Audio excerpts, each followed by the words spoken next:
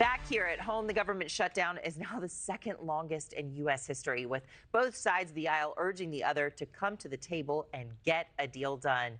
Let's take a live look at Capitol Hill now, where President Trump is painting Republican leadership as unified in the next phase of this shutdown. Meanwhile, Oregon Democrat Jeff Merkley has been holding the Senate floor all night, his marathon speech already nearing 13 hours, protesting the president's policies in the shutdown, too. All this comes as the Senate is set to vote again on spending bills that could reopen the government. We have NewsNation live team coverage on the shutdown, also its ripple effects on everyday Americans. We'll start with Tom Dempsey, live from Capitol Hill. Good morning, Tom. Can we expect this stalemate in Congress to break anytime soon? Hey, Anna, good morning from Capitol Hill, where later today we expect a 12th round of voting on whether or not to end the government shutdown. And to answer your question right now, all signs point to the Senate once again failing to pass a government spending package. And now President Donald Trump is saying that no meetings will take place with Democrats until the government reopens. I will only meet if they let the country open. They have to let the country open. The people want to go back to work. They want to be served. They need the services of some people, and a lot of people need the money, the payroll. So I'll do it as soon as they open up the country. I'd like to meet. Senate Majority Leader John Thune recently described Republicans as unified during the ongoing shutdown, and President Trump accused Democrats of holding the government hostage during a special lunch at the White House at the Rose Garden on Tuesday. But Democrats say they want a meeting to talk directly with President Trump to help possibly end this stalemate. Things get worse every day for the American people.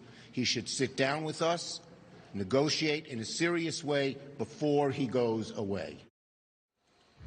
And that trip that Chuck Schumer is referring to is a trip to Asia happening later this week with President Donald Trump. And we do want to mention, Anna, that one thing being discussed, at least by Republicans right now, is an alternative government spending package to keep government spending levels at their current levels until maybe January or September of next year. But right now, Anna, this stalemate showing no signs of going away anytime soon. Oh, boy.